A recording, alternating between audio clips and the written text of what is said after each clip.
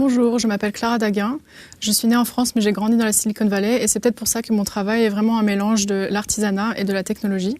Ce qui m'inspire et ce qui m'intéresse vraiment, c'est l'époque dans laquelle on vit. Je trouve que c'est vraiment une époque charnière où on voit finalement que toutes les théories spéculatives sur l'intelligence artificielle qui dépassent la nôtre ne sont plus du tout absurdes comme elles l'étaient auparavant. On voit des gens comme Elon Musk créer des sociétés qui travaillent sur des implants cerveau-machine. On voit plein de biohackers se mettre des antennes, des puces RFID, des puces Wi-Fi sous la peau. Et c'est vraiment cet univers-là qui inspire mon travail. Dans ce que je fais, je mélange l'électronique et le textile. On peut appeler ça du e-textile ou du vêtement connecté. Et l'idée, c'est vraiment d'explorer tous ces concepts d'augmentation, mais vraiment à fleur de peau. Je vais vous montrer Aura Inside, par exemple, qui est une de mes premières pièces interactives. Richard Buckminster Fuller disait que 99% de qui nous sommes est invisible et impalpable. Et c'est vraiment l'idée qu'il y a derrière cette pièce, c'est de visualiser l'aura, l'énergie invisible qui est dans chacune et chacun d'entre nous. Donc ici, la pièce est présentée ouverte, mais elle peut aussi être portée comme un vêtement si on zippe les deux côtés. Là, vous avez que le devant. C'est 500 heures de broderie par côté, c'est 212 LED sur toute la pièce, 2 capteurs de température, c'est ça qui permet de détecter la présence et d'allumer les astres, les constellations sur la pièce. Je vais vous en montrer une deuxième qui, elle, réagit au mouvement.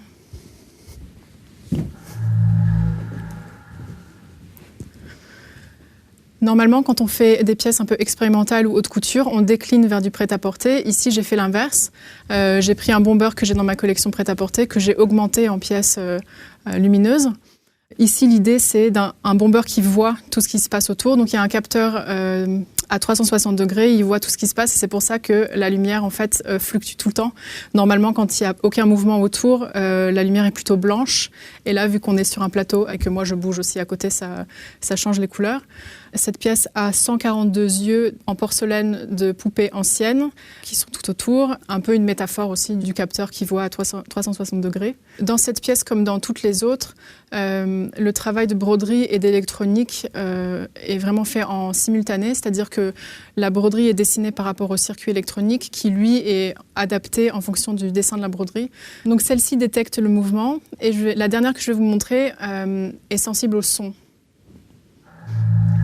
Elle s'intitule ATOM. C'est un acronyme pour Audio Transoptic Matter, un truc qui n'existe pas, que j'ai inventé, qui veut dire de la matière sonore qui se transforme en matière optique ou visuelle.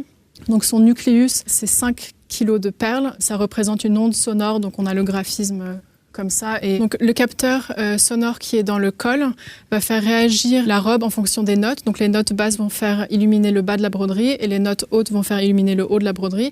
Les halos autour vont être illuminés par rapport à l'intensité du son. Et cette pièce est vraiment intégrée dans l'idée de pouvoir collaborer avec des artistes sonores. D'ailleurs, on va vous faire découvrir une musique qui a été créée spécialement pour cette pièce. Je vais vous laisser profiter de la lumière et de la musique.